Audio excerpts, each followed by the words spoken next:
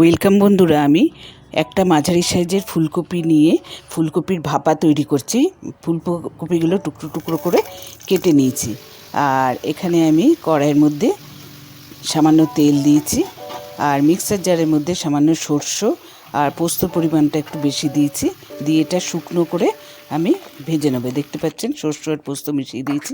এরপরে ওটা নামিয়ে রেখে ওর মধ্যে কিছুটা 4-5টা মতো 5-6টা কাজু দিলাম, আর 4টে কাঁচা লঙ্কা দিলাম, আর সামান্য একটু জল দিয়ে আবার এটা ভালো করে পেস্ট করে নেব।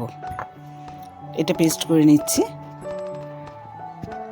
এবার কড়াই বসিয়েছি গ্যাস বার্নারে। ওর মধ্যে আমি জল দিয়েছি, জল দিয়ে স্ট্যান্ড দিয়ে তারপরে আমি ওটা টিফিন বক্সে কপিগুলো দিয়ে আমি ভাপে এটা তৈরি করব।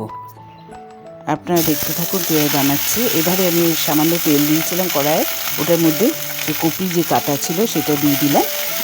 এটা এবার লাল লাল করে ভাজবো। সামান্য নুন দিলাম আর হলুদ দিলাম, দিয়ে এটা ভেজে লাল লাল করে ভেজে আমি খালি এটা একটু সামান্য ভেজে নেব, আর তারপরে জিনিসটা আমার ভাপে তৈরি হবে। আপনারা অবশ্যই এইভাবে তৈরি করে আমাকে কমেন্টে লিখে জানাবেন কীরকম লাগলো। এটা দুর্দান্ত স্বাদের একটা কপি ভাপা, প্রত্যেকে খুব পছন্দ করে। এবারে আমি 5 মিনিটের মতো এটা মিডিয়াম টু লো ফ্লেমে ঢেকে দিয়েছি। কিছুক্ষণ এটা সেদ্ধও হবে আবার ভাজাও হবে, হালকা একটুখানি হাফ সেদ্ধ মতো হয়ে যাবে এরকম ঢেকে করলে। আর লাল লাল করে এটা ভেজে আমি তুলে নেব। আপনারা অবশ্যই সাবস্ক্রাইব করবেন, সাবস্ক্রাইব করলে অনেক নতুন রেসিপি আমার দেখতে পারবেন।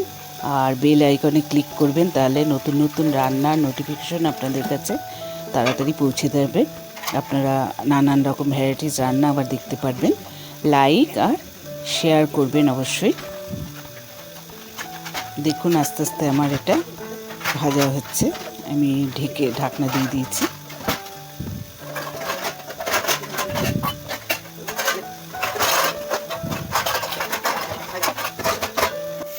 এরপরে আমি ঢাকনা খুলে দেখুন লাল লাল মতো ভাজা হয়ে গেছে। এবার আমি এটা একটা প্লেটের মধ্যে ঢেলে রাখলাম। এবারে গ্যাস বার্নারে কড়াইটা বসিয়ে জল দিয়ে দিয়েছি, স্ট্যান্ড দিয়ে দিয়েছি। আর কপির মধ্যে আমি যে মশলাটা তৈরি করেছিলাম দিয়ে দিলাম। এখানে একটু সামান্য আদা বাটা, ভাজা মশলা, হলুদ, স্বাদ মতো নুন, গরম মশলা আর কাশ্মীরি লঙ্কা গুঁড়ো দিয়ে দিয়েছি। আর ওই যে পেস্ট করে রেখেছিলাম মশলাটা, ওটা দিয়ে দিয়েছি। একটা ছোট মাঝারি সাইজের একটা টমেটো দিয়ে দিয়েছি এর মধ্যে, দিয়ে আমি সব একসঙ্গে মিশিয়ে দিয়েছি। আর সামান্য সরষের তেলও দিয়েছি, যেটা আমি মানে আজ ডিস্টার্ব করাতে ভিডিওটা ওটা দেখাতে পারলাম না। একটু এর মধ্যে সরষের তেলও মিশিয়ে দিয়েছি, নিয়ে ঢেকে দিয়ে এটা আমি গ্যাস বার্নারে কড়াইয়ের মধ্যে বসিয়ে দিয়েছি। এবার ভাপে এটা 25 মিনিট মতো আমার ভাপে হবে। হয়ে যাওয়ার পর আমি দেখুন নামিয়ে দিয়েছি, ঢাকনা খুলে নিয়েছি। আমার এটা হয়ে গেছে। এভাবে অবশ্যই করে দেখবেন, খুব টেস্টি হয় খেতে।